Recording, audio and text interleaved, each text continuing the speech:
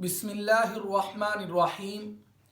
سامعین ذی وقار، اگر کسی عورت کو روزے کی حالت میں حیض کا خون آنا شروع ہو جائے، کیا اس کا روزہ باقی رہتا ہے یا روزہ ٹوٹ جاتا ہے؟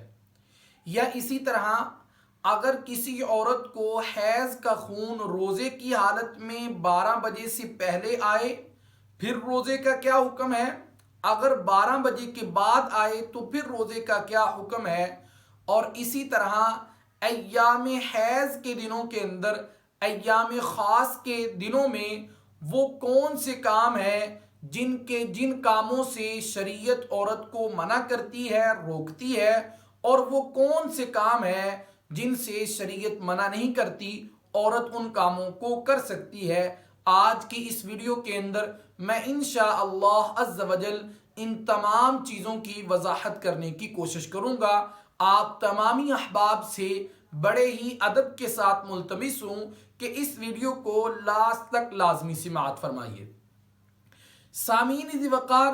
توجہ کے ساتھ یہ بات سن لیجئے، سمجھ لیجئے کہ اگر کسی عورت کے ایام خاص کا آغاز روزہ رکھنے سے پہلے ہو گیا یا رمضان المبارک کے مہینے کے شروع ہونے سے پہلے ہو گیا،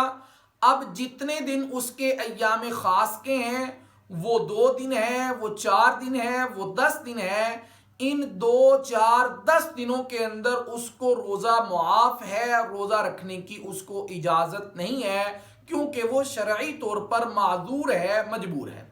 لیکن اگر کسی عورت کو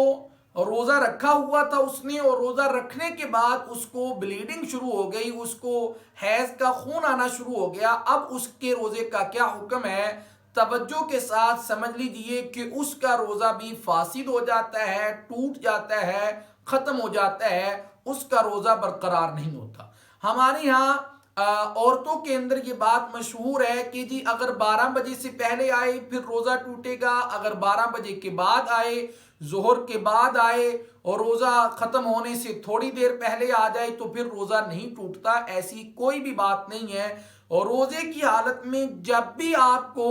ایام خاص کا، ایام حیض کا خون آنا شروع ہو جائے گا، آپ کا روزہ ٹوٹ جائے گا، چاہے روزہ افطار کرنے سے 5-10 منٹ پہلے ہی کیوں نہ آئے، آپ کا روزہ فاسد ہو جائے گا۔ اور اس کے علاوہ ایک بہت ہی ضروری بات آپ کے ساتھ شیئر کرنا چاہتا ہوں کہ ہمارے یہاں گھروں کے اندر عورتیں جو ہے وہ اگر رمضان المبارک کے مہینے میں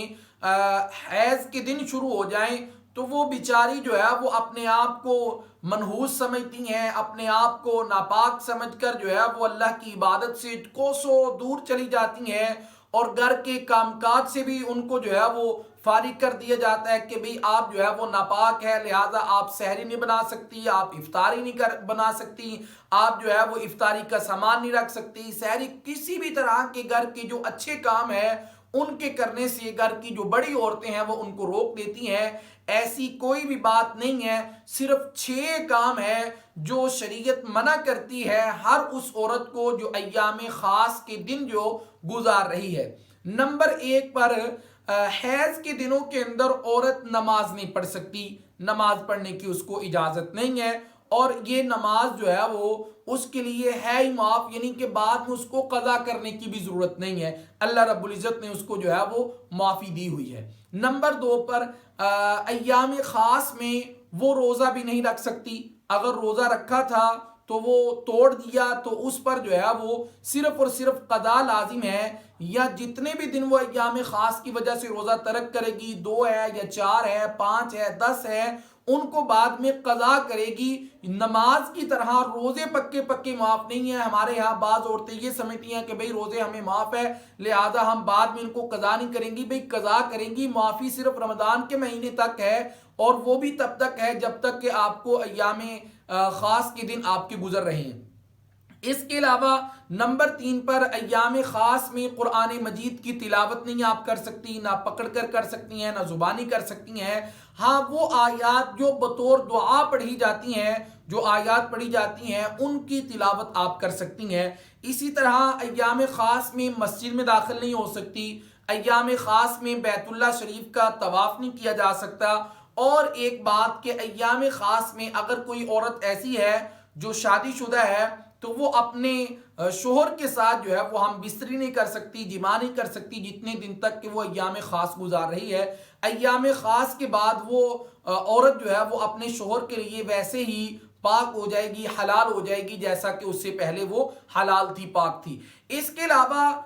ذکر و اذکار اگر کوئی عورت کرنا چاہتی ہے وہ کر سکتی ہے، دعائیں مانگنا چاہتی ہے وہ مانگ سکتی ہے، صدقہ و خیرات کر سکتی ہے، افطاری بنا سکتی ہے، کھلوا سکتی ہے، سحری بنا سکتی ہے، کھلا سکتی ہے۔ گھر کے جتنے بھی امور ہیں ان تمام امور کو وہ سر انجام دے سکتی ہے، کسی کام سے شریعت اس کو منع نہیں کرتی۔ صرف یہی 6 کام ہیں جن سے شریعت اس کو منع کرتی ہے، جن کے بارے میں نے آپ کو بتا دیا ہے۔ میں امید کرتا ہوں کہ آپ احباب کو میری اس ویڈیو کے ذریعے سے بہت ساری انفارمیشن ملی ہوگی۔ اللہ تبارک و تعالی مجھے بھی اور آپ احباب کو بھی دین کی تمام چیزوں کو سیکھ کر سمجھ کر مسائل کو ان پر عمل کرنے کی بھی توفیق عطا فرمائے۔ اگر اس کے علاوہ آپ کا کوئی اور سوال ہو تو آپ نیچے کمنٹ باکس کے اندر پوچھ سکتی ہیں۔ انشاءاللہ عز و جل کوشش کی جائے گی کہ آپ کی شریعت کے اصول و ضوابط کے مطابق آپ کی رہنمائی کی جائے۔ ملتے ہیں نیکسٹ ویڈیو میں، تب تک کے لیے اپنا خیال رکھیے۔ السلام علیکم ورحمۃ اللہ وبرکاتہ۔